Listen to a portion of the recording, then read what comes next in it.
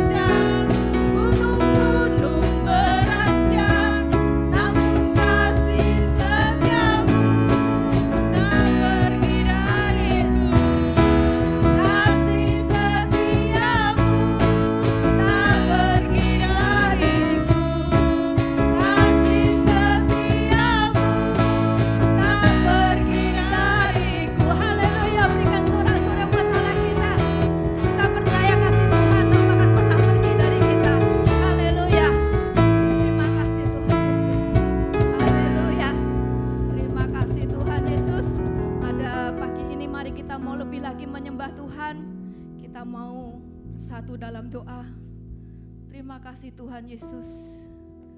Pagi ini kami boleh datang kepadamu Tuhan. Biarlah ini merupakan suatu kerinduan dari setiap kami ya Bapa. untuk kami lebih lagi Tuhan memuji memuliakan nama-Mu dengan segenap hati kami ya Bapa. Terima kasih Yesus buat kasih setiamu yang tak pernah berakhir dalam hidup kami. Terima kasih Tuhan buat penyertaan-Mu yang senantiasa ada bagi kami Tuhan. Tuhan, kami tahu Tuhan, kalau saat ini kami boleh ada semua karena Engkau Tuhan, semua karena kemurahan-Mu ya Bapa. Kami mau menyembah-Mu Tuhan, kami mau menyembah Engkau Tuhan Yesus, Allah kami yang ajaib, Allah kami yang hebat. Terima kasih Tuhan Yesus. Terima kasih ya Bapa. Oleh karena kemurahan-Mu kami ada saat ini Tuhan Yesus.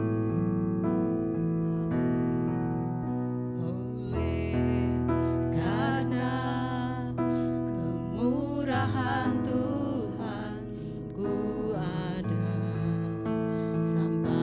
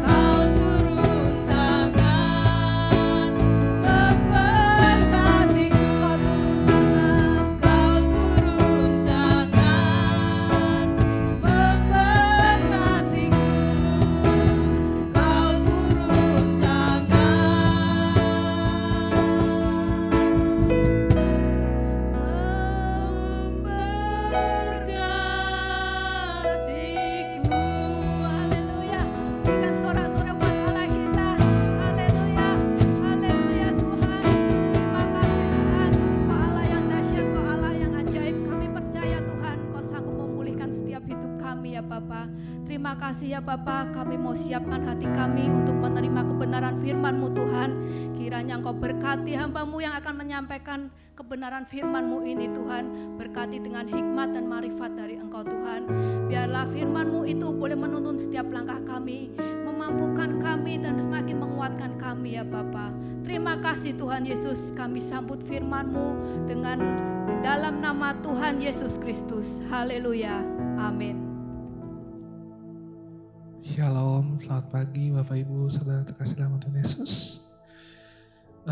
Masih jelas dalam ingatan saya waktu awal banget tanggal 1 Januari masuki tahun baru. Pas banget tanggal 1-nya untuk kesekian kalinya Jakarta dan sekitarnya banjir. Bahkan yang kali ini merupakan banjir terparah kalau nggak salah sepanjang 10 tahun ke belakang. Belum kelar masalah banjir, tiba-tiba negara kita juga kemasukan virus corona. Banyak orang jadi panik. Itu baru problem sosial yang terjadi dalam negara kita. Gimana sama keadaan hidupmu hari ini? Masalah tahun lalu masih ada nggak yang ke bawah belum kelar sampai saat ini? Mungkin saat ini Anda sedang berharap pertolongan. Ada seseorang yang bisa membebaskanmu dari masalah. Kita mau buka di Keluaran 7 ayat 1 sampai 5. Oke, Keluaran 7 ayat 1 sampai 5. Berfirmanlah Tuhan kepada Musa, "Lihat, aku mengangkat engkau sebagai Allah bagi Firaun, dan Harun, abangmu akan menjadi nabimu. Engkau harus mengatakan segala yang kuperintahkan kepadamu, dan Harun abangmu harus berbicara kepada Firaun, supaya dibiarkannya orang Israel itu pergi dari negerinya. Tetapi aku akan mengeraskan hati Firaun, dan aku akan memperbanyak tanda-tanda mujizat yang kubuat di tanah Mesir. Bila mana Firaun tidak mendengarkan kamu, maka aku akan mendatangkan tanganku kepada Mesir dan mengeluarkan pasukanku, umatku, orang Israel dari tanah Mesir dengan hukuman-hukuman yang berat. Dan orang Mesir itu akan mengetahui bahwa akulah Tuhan apabila aku mengacungkan tanganku terhadap Mesir dan membawa orang Israel keluar dari tengah-tengah mereka." Amin. Saudara pasti udah pernah dengar lah ya tentang kisah ini. Bangsa Israel yang dibawa keluar dari perbudakan tanah Mesir oleh Musa. Dan kita juga ingat ketika begitu Musa disuruh oleh Tuhan untuk membebaskan bangsa Israel, dia harus menghadap Firaun. Firaun tentu saja nggak mengizinkan untuk membawa bangsa Israel pergi dengan alasan beribadah kepada Allah mereka. Berkali-kali Musa berusaha untuk membawa Israel pergi, tetapi berkali-kali pula Tuhan mengeraskan hati Firaun. Pertanyaannya, tadi siapa yang suruh Musa bawa keluar bangsa Israel? Tuhan kan? Tapi siapa juga yang mengeraskan hati Firaun? Bukannya Tuhan juga. Saya melihat Tuhan sebagai sutradara yang hebat. Jago banget bikin cerita, kalah drama Korea. Bukannya Tuhan yang suruh Musa membebaskan bangsa Israel. Tapi kenapa Tuhan juga yang mengeraskan hati Firaun? Dan tiap kali Musa datang ke Firaun, tiap kali itu juga Tuhan mengeraskan hati Firaun. Dan setiap kali itu juga Tuhan melakukan sesuatu ke bangsa Mesir. Tuhan mendatangkan 10 tulah. Ditulis ada 10 tulah yang menimpa bangsa Mesir sampai akhirnya Firaun mengizinkan bangsa Israel keluar. Pada akhirnya bangsa Israel dikasih keluar. Tapi ingat juga, sekali lagi Tuhan mengeraskan Firaun untuk mengejar mereka. Waktu bangsa Israel terjepit, mereka gak bisa kembali dong ke Mesir. Karena di belakang ada pasukan Mesir yang ngejar mereka bersama dengan Firaun. Sedangkan di depan mereka ada Laut Merah yang buat mereka gak bisa kemana-mana. Tapi mujizat Tuhan terjadi. Lalu Musa mengelurkan tangannya, membelah Laut Merah menjadi 2 bagian. Ada bagian laut itu yang menjadi kering dan bangsa Israel bisa jalan di tengah-tengahnya. Penyertaan Tuhan dahsyat banget waktu itu. Tapi catat sekali lagi, perlu diingat bahwa Tuhan sekali lagi mengeraskan hati Firaun. Tuh kan sinetron banget kan kayak begini. Keluaran 14 ayat 17. Keluaran 14 ayat 17, tetapi sungguh aku akan mengeraskan hati orang Mesir sehingga mereka menyusul orang Israel. Dan terhadap Firaun dan seluruh pasukannya, keretanya dan orangnya yang berkuda, aku akan menyatakan kemuliaanku. Anda tadi ingat kan, pada waktu mereka mengejar bangsa Israel ke tengah-tengah Laut Merah, Tuhan mengembalikan seketika itu keadaan Laut Merah. Sehingga saat Firaun beserta pasukannya lewat, mereka tenggelam. Tadi baru cerita tentang bangsa Israel, bukan? Sekarang saya kembalikan kepada kenyataan hidup Anda dan saya. Di dalam hidup kita akan ada banyak sekali orang-orang yang akan menolong hidup kita. Di balik orang-orang yang diharapkan akan menolong hidup kita, di balik orang-orang yang kita pikir, mereka bertanggung jawab atas hidup kita, orang-orang yang punya kemampuan untuk membebaskan kita dari masalah. Entah itu mereka yang utang sama kita, sementara kita lagi kesulitan keuangan, dan kita berharap mereka bayar utangnya. Atau keluarga besar yang janji akan membantu kita. Atau mungkin juga seseorang yang sedang dekat denganmu, dipikir-pikir bisa menolong kita keluar dari masalah hidupmu.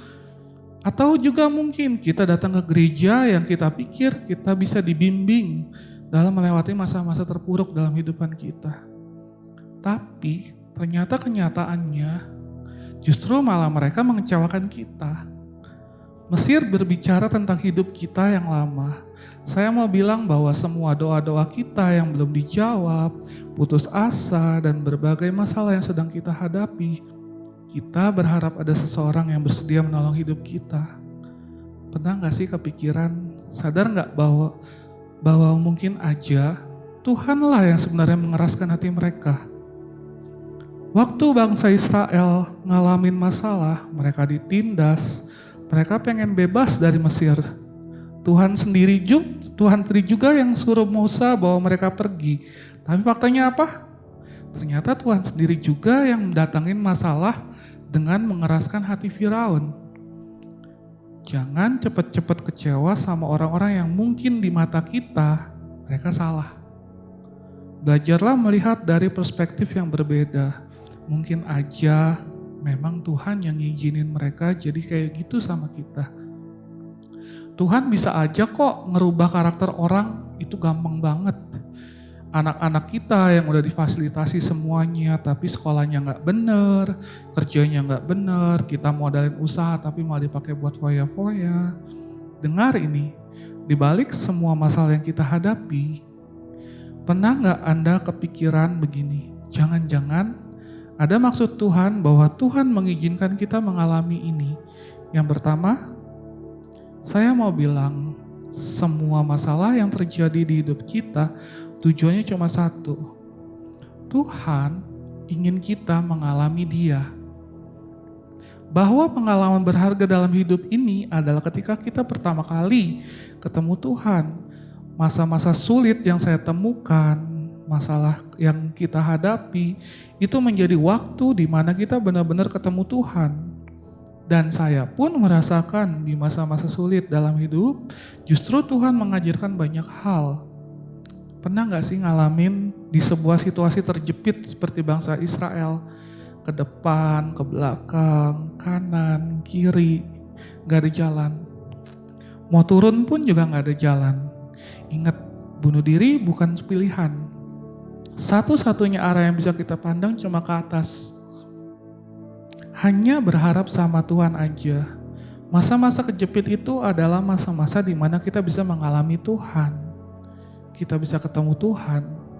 Bahwa Dia tuh real dalam hidup kita. Coba pakailah momen ini untuk ketemu sama Tuhan. Jangan mau lari sama manusia. Kita mau buka Mazmur 121 ayat 1 sampai 2. Mazmur 121 ayat 1 sampai 2. Nyanyian ziarah. Aku melayangkan mataku ke gunung-gunung. Dari manakah akan datang pertolonganku? Pertolonganku ialah dari Tuhan yang menjadikan langit dan bumi. Ditolong Tuhan itu adalah pengalaman yang paling berharga. yang membuat semua harga yang sudah atau harus kita bayar itu jadi gak berarti dibandingkan pengenalan akan Tuhan. Waktu Saul meragukan Daud saat menghadapi Goliat, ini jawaban Daud. Aku biasa ditolong Tuhan. Seharusnya itu yang menjadi jawaban setiap kita saat ini. Saya biasa ditolong Tuhan. Sewaktu keadaan mengintimidasimu, katakan itu penyakit, ekonomi, atau apapun itu, coba katakan dalam pikiranmu, aku biasa ditolong Tuhan. Jangan izinkan intimidasi menguasai kamu. Jangan izinkan orang lain mendefinisi hidupmu. Cuma Tuhan yang pantas intervensi atas hidupmu. Kamu gak tahu masalah hidup kita ke depannya yang terjadi bakal seperti apa. Tapi satu hal yang pasti, bahwa Tuhan mau kita menghadapi bersama-sama dengan Dia. Satu hal yang harus kita doakan adalah setiap kita bisa mengalami perjumpaan dengan Tuhan. Karena yang mengubah hidup kita itu hanyalah perjumpaan dengan Dia. Makanya cari Tuhan tuh gak bisa cuman seminggu sekali, setahun sekali. Kita butuh Tuhan tiap hari. Cari Tuhan tuh tiap hari. Yang kedua, kenapa ada Firaun-Firaun yang dikeraskan hatinya sama Tuhan? Jawabannya supaya kita menjadi dewasa, menjadi bertumbuh di dalam iman, mengandalkan Dia, dan menjadikan Dia satu-satunya andalan di dalam hidup kita. Dengar baik, masalahmu akan mengajarkan engkau bahwa Tuhanlah satu-satunya andalan dalam hidupmu. Kamu mau minta tolong sama manusia akan selalu mengecewakan. Anda mungkin pernah berharap ada orang kaya yang mau bantuin Anda, atau mungkin orang tuamu mau membadalin kamu usaha, atau mungkin juga ada konglomerat yang mau mensupport pelayanan di gereja.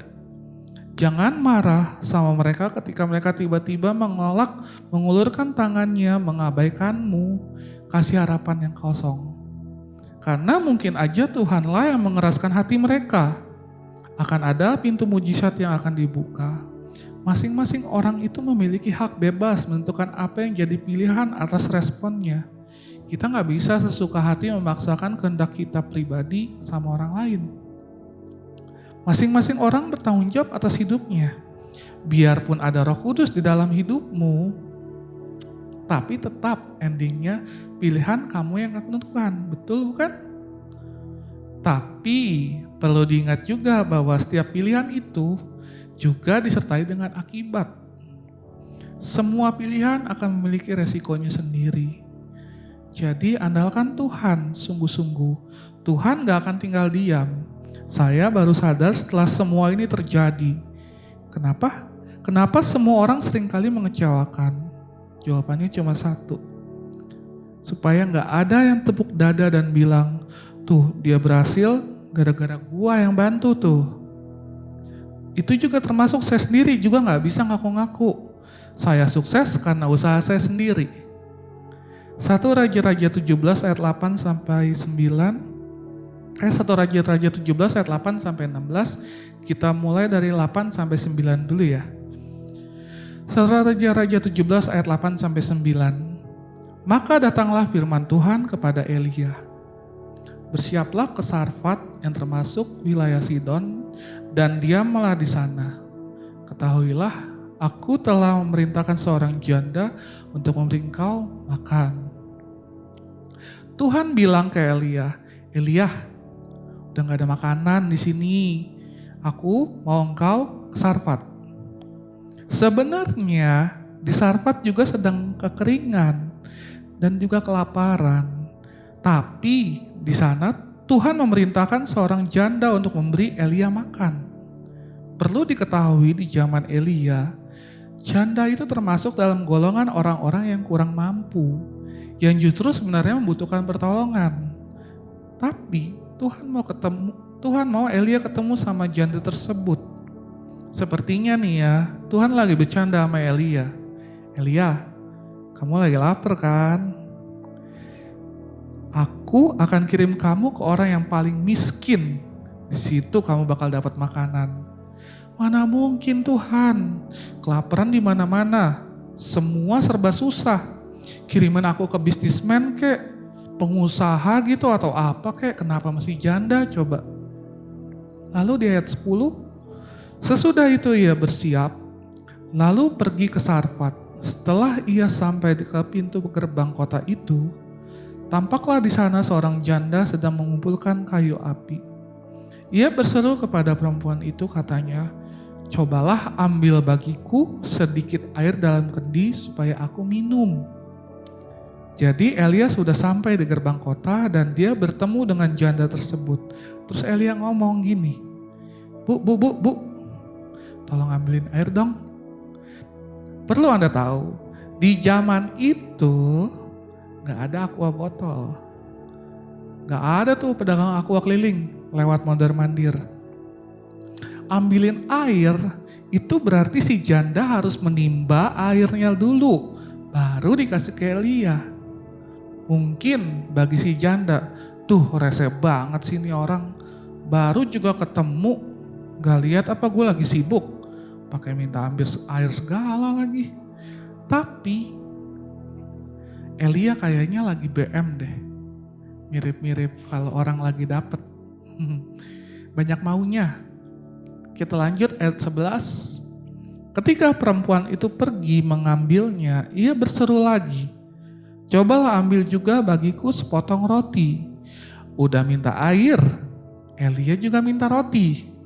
Nah, di zaman itu juga belum ada Bread Talk, belum ada Jeko, apalagi Dunkin Donut atau Holland Bakery. Kalau dibilang ambil roti, berarti si janda itu harus mengolahnya dulu. Membakarnya dulu, artinya dia harus bekerja ekstra untuk itu.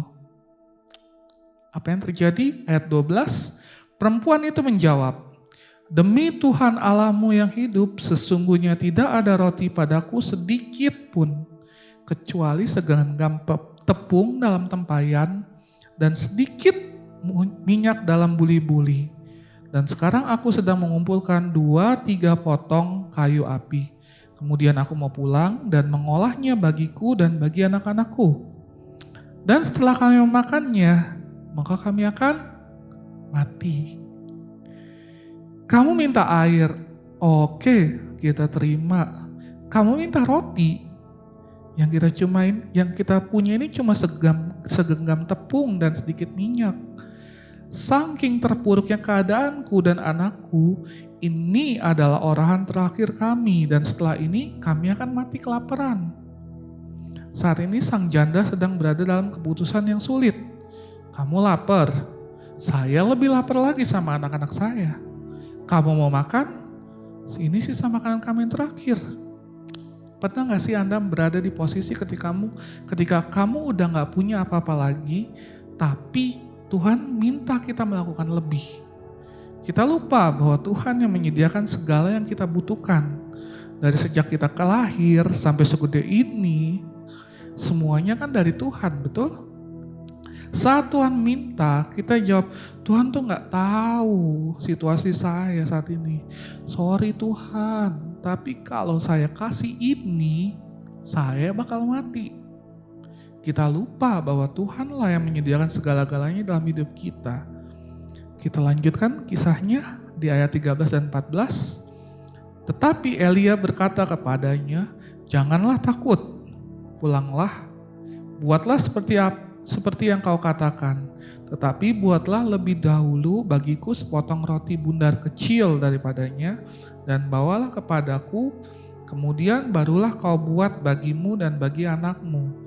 Sebab beginilah firman Tuhan Allah Israel, tepung dalam tempayan itu tidak akan habis dan minyak dalam buli-buli itu pun tidak akan berkurang sampai pada waktu Tuhan memberi hujan ke atas muka bumi.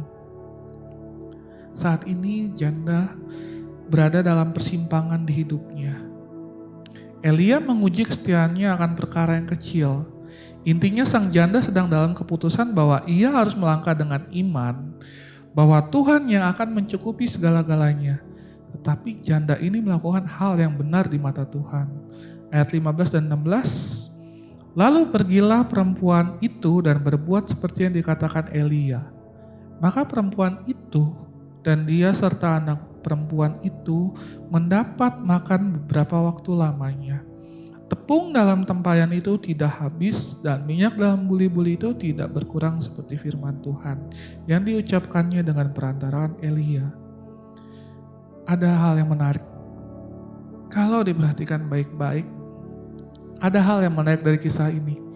Di awal tadi, Tuhan sendiri yang bilang bahwa Tuhanlah yang memerintahkan si janda untuk memberi Elia makan. Tapi kalau kita baca selanjutnya, di ayat selanjutnya, si janda itu nggak tahu kalau Tuhanlah yang memerintahkan dia untuk memberi makan Elia. Seringkali kita merasa bahwa Tuhan sudah lupa sama kita. Tapi kita nggak sadar, sama seperti janda tadi.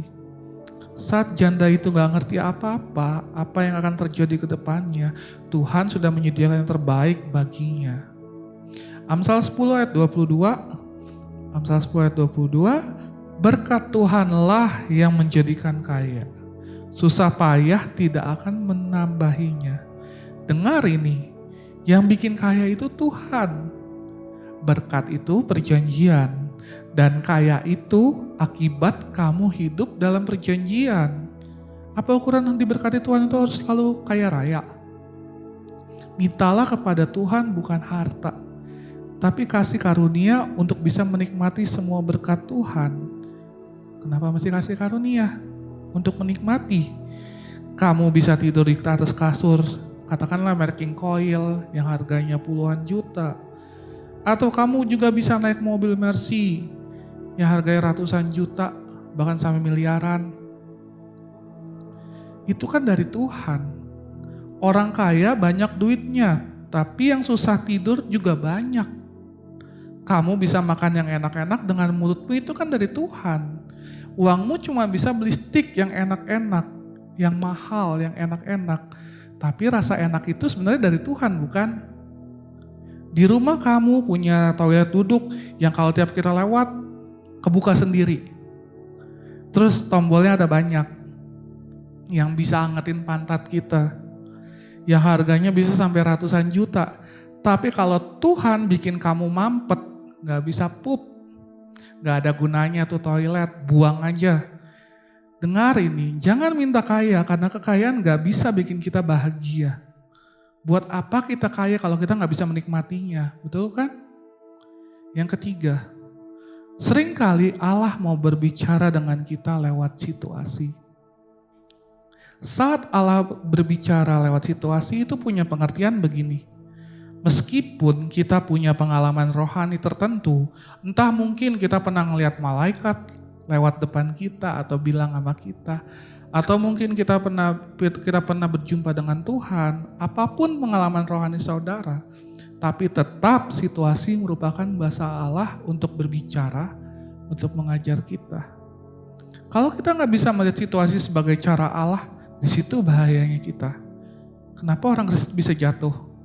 Karena dia nggak bisa melihat maksud Allah lewat situasi. Kalau kita belajar dari satu manusia, kita mau belajar dari seseorang yang bernama Naomi. Waktu itu di Israel sedang ada kabar kelaparan. Cuma baru berita aja. Sama dengan Anda dan saya.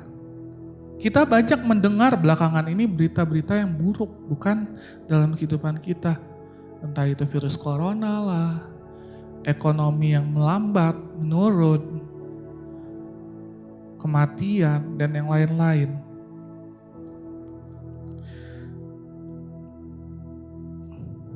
Hanya karena berita saja itu bisa membuat Naomi ambil keputusan begini. Mari kita keluar dari Israel. Mari kita keluar dari sini. Kita pergi ke tanah Moab. Ada bisnis yang bagus di sana. Setiap keputusan yang kita ambil hanya berdasarkan perasaan aja. Hanya berdasarkan logika semuanya. Sesampainya di Moab, Tuhan pakai situasi untuk berbicara kepada Naomi. Situasinya jelas. Yang pertama, suaminya mati. Dan yang kedua, 2 anaknya yang juga menikah dengan gadis Moab juga mati. Padahal sebelumnya Naomi mimpi bahwa dia akan jadi kaya di sana. Namun faktanya Naomi gak jadi kaya, dia juga gak jadi berhasil di Moab. Apa yang terjadi? Dia jadi janda yang miskin malah. Saat itu akhirnya dia sadar. Lalu Naomi memilih untuk pulang kembali ke Israel.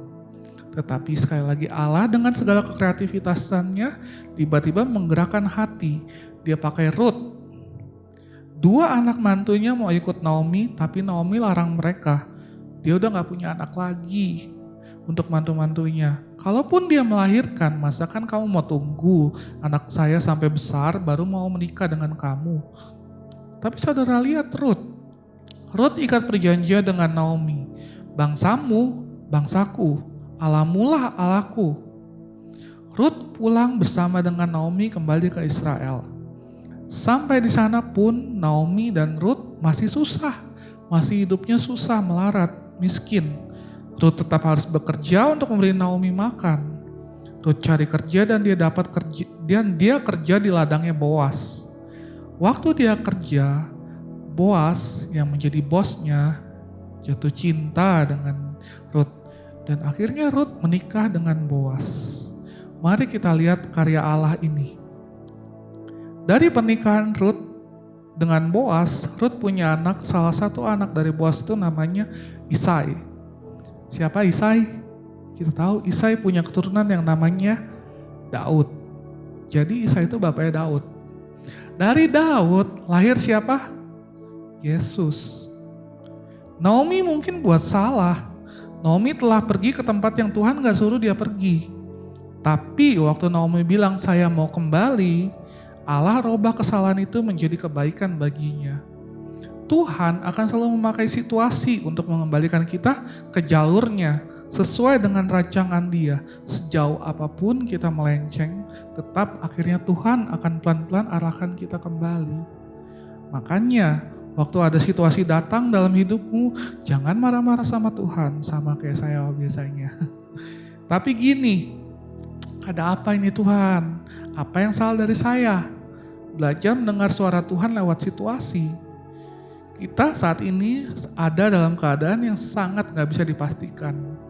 Saudara dan saya ada dalam keadaan situasi yang sulit untuk dipastikan. Dan Allah mau melatih kita untuk hal itu. Waktu Israel keluar dari Mesir, mereka gak terbang keluar dari Mesir. Mereka juga gak lewat jalan lain, tapi Tuhan bawa mereka melewati padang belantara. Hanya untuk apa? Supaya mereka keluar sebagai pemenang. Dari padang belantara yang sama, Daud keluar dari sana. Musa pun keluar dari sana. Elia, Elisa juga keluar dari sana. Bahkan Yesus Kristus pun juga keluar dari padang yang sama. Dan sama dengan mereka, saudara dan saya, Allah akan bawa kita lewat situasi ini. Saat kita hidup di luar ketaatan, kita akan bermasalah dengan Allah. Maka ada 2 hal ini yang akan terjadi dalam hidup kita. Yang pertama, kita mudah sekali dipengaruhi oleh situasi. Waktu kita sudah keluar dari relnya Tuhan, hal pertama yang terjadi adalah kita akan menjadi mudah sekali dipengaruhi oleh situasi. Sebentar-sebentar panik, sebentar-sebentar takut, khawatir. Yang kedua, kita gak bisa dengar maksud dan suara Tuhan lewat situasi. Ingat selalu ini bahwa Tuhan gak hanya bicara lewat hati, lewat Roh Kudus, atau lewat firman saja. Tapi Allah juga akan pakai situasi untuk mengubah kita. Yang terakhir, kenapa Tuhan mengeraskan Firaun-Firaun dalam hidup kita? Supaya kita dipakai Tuhan untuk menyatakan kuasanya di tengah-tengah orang yang gak percaya. Kita mau buka Yohanes 4 ayat 9. Yohanes 4 ayat 9. Maka kata perempuan Samaria itu kepadanya, masakan engkau seorang Yahudi minta minum kepadaku seorang Samaria? Sebab orang Yahudi tidak bergaul dengan orang Samaria. Lihat perempuan Samaria itu. Dia kaget saat Yesus minta minum kepadanya. Perhatikan ini. Apa itu sumur? Kebutuhan kita. Apa itu timba? Fasilitas untuk mengambil kebutuhan itu. Waktu wanita Samaria itu dialog dengan Yesus, dia mengalami Tuhan tanpa ada batasan. Yang paling sedih, Kita di gereja, kita ngaku lahir baru, tapi kita masih batasi Tuhan. Saya lebih percaya dengan diri saya sendiri. Kita paling tahu kemampuan dirimu yang paling rendah dan yang paling tinggi. Tapi untuk mempercayakan hidupmu sama Tuhan, kamu sama seperti perempuan ini. Kamu bilang, Yesus, kamu gak punya timba, Yesus. Kamu bawa itu ke dalam bisnismu, ke dalam karirmu, kita sedang seperti itu. Kita bilang paling-paling gak apa-apa deh, jadi begini aja, paling-paling gak apa-apa deh, gaji cuma 1 juta, paling-paling gak apa-apa deh, yang penting anak-anak bisa masuk sekolah, bisa makan. Kamu paling tahu kemampuan terendahmu itu apa. Tapi untuk mempercayai Tuhan, kamu sedang bilang begini, kamu kan gak punya timba, Yesus. Kamu kan gak kenal dirut bank ini. Kamu kan gak tahu caranya bisnis di Jakarta tuh kayak gimana. Kamu tahu gak sumur ini amat dalam. Lebih dalam sampai perempuan itu sendiri pun gak tahu seberapa dalamnya sumur ini. Kita sedang bilang, Yesus, kamu gak tahu dalamnya sumurku. Kamu gak tahu dalamnya lukaku. Dalamnya kecewaku. Dalamnya semua yang terjadi dalam hidupku. Kamu sedang bilang itu, Yesus, kamu gak punya timba. Tapi kamu bilang kamu nyembah Tuhan. Faktanya kamu gak pernah punya penyembahanmu karena kamu sendiri sedang meragukan Dia. Bagaimana hidupmu mau dipulihkan? Bagaimana hidupmu bisa menjadi kesaksian buat orang lain kalau kamu sendiri meragukan Tuhan? Pengalamanmu dengan Tuhan akan menjadi pelajaran iman bukan hanya bagi dirimu sendiri, tapi juga bagi anak cucumu. Semua di hidup kita Tuhan izinin terjadi supaya Tuhan bisa pakai kita jadi display untuk kuasanya.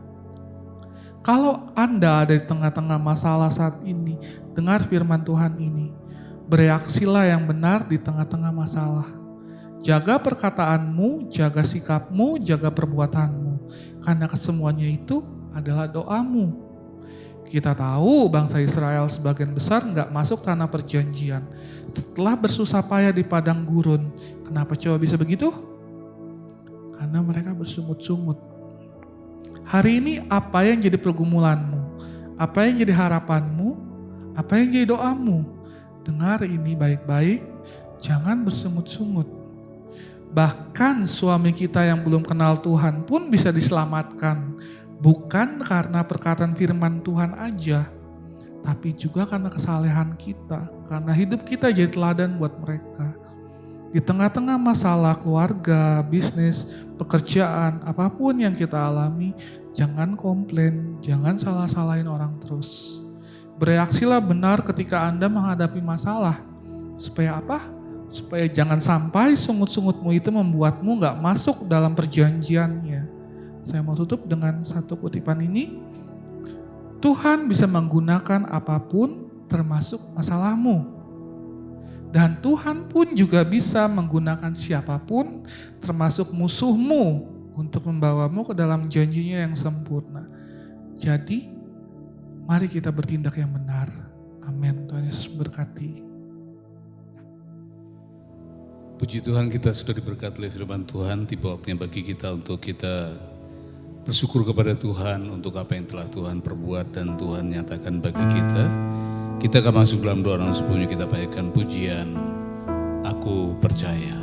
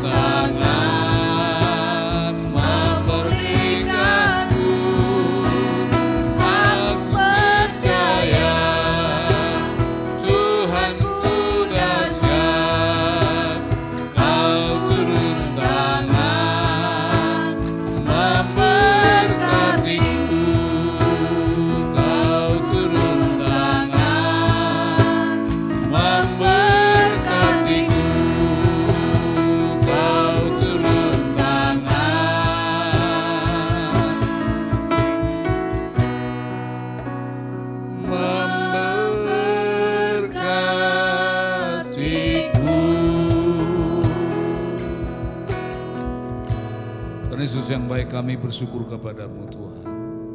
Sebab Engkau tidak pernah membiarkan dan meninggalkan kami seorang diri di tengah-tengah kesulitan yang kami hadapi. Engkau selalu setia dan Engkau selalu ada bagi kami ketika kami membutuhkan. Bahkan tanpa kami meminta pun Engkau telah terlebih dahulu mengerti dan memahami. Dan kami bersyukur Engkau telah mengajarkan kami satu perkara penting. Bahwa Engkau adalah sutradara yang agung dan mulia. Hidup kami ada dalam pengaturan-Mu, ada dalam pemeliharaan-Mu, ada dalam penataan. Oleh karena kami sangat bersyukur ya Tuhan, atas segala kebaikan dan kemurahan yang sungguh ajaib kami rasakan. Kami bersyukur buat kesetiaan-Mu Tuhan, yang tidak pernah gagal menyertai, memelihara, bahkan memberkati kami. Engkau tilik ya Tuhan setiap kami yang saat ini sedang menghadapi begitu banyak pergumulan, begitu banyak tantangan dan begitu banyak tekanan, begitu banyak rongrongan, tapi kami bersyukur, kami sadar kami tidak seorang diri. Tangan kasih-Mu selalu nyata bagi kami. Dalam nama Tuhan Yesus, biarlah genapi firman-Mu atas kehidupan kami anak-anak-Mu ya Tuhan. Sejauh mana telinga dan dapat menangkap dan mendengar sabda-Mu, biar Tuhan Engkau berkati dan Kau ubahkan kami. Buat kami lebih mengasihi-Mu, buat kami lebih bergantung dan lebih bersandar kepada-Mu. Dan kami bersyukur lewat firman-Mu Tuhan kami mengerti bahwa kami butuh Engkau lebih dari apapun. Dan lewat firman-Mu Tuhan kami bersyukur kami boleh belajar mengerti betapa dalam kasih-Mu bagi kami, betapa tidak terukur kebaikan-Mu bagi kami. Terima kasih ya Tuhan untuk arit yang telah Engkau pakai menjadi alat-Mu. Urapi dan pakai dia menjadi alat lebih dahsyat, lebih luar biasa, tambah-tambah hikmat pengertian ilahi, agar semakin banyak orang diberkati dan dimenangkan bagi kemuliaan nama-Mu ya Tuhan. Demikian juga jemaat-Mu yang Engkau berkati lewat ibadah pagi ini Tuhan. Jangan seorang pun Tuhan Engkau biarkan berlalu tanpa mendapatkan berkat yang daripada-Mu. Apapun pergumulan kami, apapun beban hidup kami mengadu kepada-Mu, kami mencari pertolongan-Mu, dan kami diberkati, dan kami dimerdekakan, dan kami mendapatkan apa yang kami butuhkan. Kalau di antara kami yang sakit Tuhan Engkau hiburkan, kalau di antara kami yang berkurang Tuhan Engkau berkati dengan berlimpah-limpah. Kalau yang sakit Tuhan Engkau sembuhkan, yang susah Engkau hiburkan, yang putus asa Engkau beri pengharapan, dan yang kehilangan pekerjaan, kami percaya Tuhan Engkau telah memberikan penghasilan-penghasilan yang baru, sumber-sumber yang baru. Engkau bukakan tiga-tiga berkat lagi dengan cara-Mu yang ajaib dan luar biasa. Sehingga tidak Kau biarkan anak-anak-Mu Tuhan hidup berkekurangan, meminta-minta atau mencuri dan mempermalukan nama-Mu. Tetapi tangan kasih-Mu Tuhan akan senantiasa terulur menjaga, memelihara, bahkan memberkati dengan luar biasa. Sebagaimana Engkau memberkati Ishak di tengah-tengah kekeringan, dengan menabur sesuai dengan perintah-Mu Tuhan, ia menuai 100 kali lipat, maka genaplah firman terjadi atas anak-anak-Mu yang percaya kepada-Mu. Sebagaimana Engkau mengutus Elisa untuk pergi kepada seorang janda Sarfat yang nampaknya mustahil mendapatkan sesuatu, tetapi justru ketika seseorang patuh dan taat kepada-Mu Tuhan, bukan saja Elisa yang diselamatkan dari bencana kelaparan, tetapi juga janda malang itu pun mendapatkan pertolongan. Kiranya kami juga boleh Tuhan menikmati pengalaman yang sama oleh karya dan perbuatan-Mu yang Kau nyatakan dalam kehidupan kami. Berkati seluruh sedang jemaat-Mu Tuhan, cukupi apa yang menjadi kebutuhan kami, bahkan berkati kami dengan berlimpah-limpah, dan jangan biarkan seorang pun kami berkekurangan apapun. Dengan tangan kasih-Mu Tuhan, kiranya Engkau berkati kami dengan yang terbaik yang daripada-Mu ya Tuhan. Pada ini ya Bapa, kami izinkan kami berdoa untuk Israel. Izinkan kami Tuhan berdoa untuk bangsa yang telah Engkau jadikan berkat bagi kami. Lindungi dan pagari dan berkati Israel, selamatkan Israel, halaukan dan singkirkan musuh-musuh Israel Tuhan. Karena Israel kami telah mengenal Engkau, maka kami layak untuk memberkati Israel lewat doa-doa kami. Demikian juga bangsa negara kami Tuhan Engkau berkati. Biarlah kalau Engkau berkenan Tuhan, biarlah pandemi corona ini boleh berakhir. Agar kehidupan kami boleh kembali normal. Dan kami boleh menjalani hidup kami Tuhan sebagaimana yang seharusnya dan selayaknya. Tuntun dan berkati kami hikmat pengertian ilahi daripada-Mu Tuhan. Agar di normal yang baru itu Tuhan kami dapat adaptasi dengan situasi yang baru. Sehingga dengan hikmat dan pengertian daripada-Mu Tuhan, kami dapat menjadi contoh dan teladan, dan kami menjadi berkat bagi bangsa Indonesia kami tercinta. Berkati lingkungan di mana kami tinggal berada dengan kesejahteraan sebab kesejahteraan lingkungan kami, kesejahteraan kami juga ya Tuhan. Selamatkan bangsa kami dan berkati bangsa kami. Terima kasih Tuhan, pada kami juga berdoa Tuhan. Untuk tim kreatif demikian juga Tuhan, para pelayan sudah melayani Engkau, dan para majelis dan semua yang dengan setia melayani Engkau Tuhan. Engkau berkati dan balas kelipat ganda apa yang telah mereka kerjakan di dalam Engkau Tuhan, kami percaya tidak akan pernah sia-sia. Demikian juga persembahan-persembahan dalam persembahkan umat-Mu Tuhan. Apapun bentuknya Tuhan, kiranya Tuhan Engkau memberkati dan membalas berlipat ganda dengan takaran yang baik kepada Engkau guncang-guncang limpahkan dalam ribuan anak-anak-Mu ya Tuhan. Pada Bapa, berkati umat-Mu dengan kemakmuran, kebahagiaan, kesehatan. Berkati umat-Mu dengan kesejahteraan, berkati umat-Mu Tuhan dengan kemapanan, lindungi umat-Mu dari bencana, malapetaka, penderitaan, dan kesusahan. Bahkan sekiranya mungkin Tuhan, sekiranya Engkau berkenan penyakit penjara, Engkau izinkan menyentuh umat-Mu. Biar tangan kasih-Mu sendiri Tuhan terulur, memberi berkat yang berlimpah-limpah, menghalaukan segala penderitaan dan kesusahan. Dan biar Tuhan kiranya Engkau menyinari kami dengan wajah-Mu dan melimpahi kami dengan kasih karunia-Mu, sehingga hidup kami terpelihara oleh karena anugerah dan kebaikan-Mu semata-mata. Dalam nama-Mu Tuhan Yesus yang telah mengajar kami berdoa, kami bersyukur padamu. Bapa kami dalam surga, dikuduskan nama-Mu, datanglah kerajaan-Mu dan jadilah kehendak-Mu di bumi seperti dalam surga. Berikanlah kepada kami pada makanan kami secukupnya, dan ampuni segala dosa dan kesalahan kami seperti kami pun mengampuni orang yang bersalah kepada kami. Dan janganlah masuk kami dalam pencobaan, tetapi lepaslah kami dari jahat, karena Engkau punya kerajaan, kuasa dan kemuliaan sampai selama-lamanya. Amin. Sidang jemaat saleh-saleh kekasih dan permata di Tuhan, angkat kedua tanganmu dan arahkan hatimu kepada Allah yang kudus. Terimalah berkat damai sejahtera dari Allah Bapa yang kekal, Tuhan pencipta langit dan bumi, dan kasih karunia Putra yang tunggal yang telah mengorbankan hidupnya di kayu salib demi pengampunan dosamu dan dosaku. Penyertaan peliharaan dan kasih sayang Roh Kudus yang memelihara, menjaga, memberkati engkau, yang mendampingi serta memberi engkau kelimpahan dan kecukupan. Di dalam nama Tuhan Yesus Kristus, Maranatha, Tuhan menjemput gerejanya. Kerajaan-Mu datanglah, kehendak-Mu jadilah.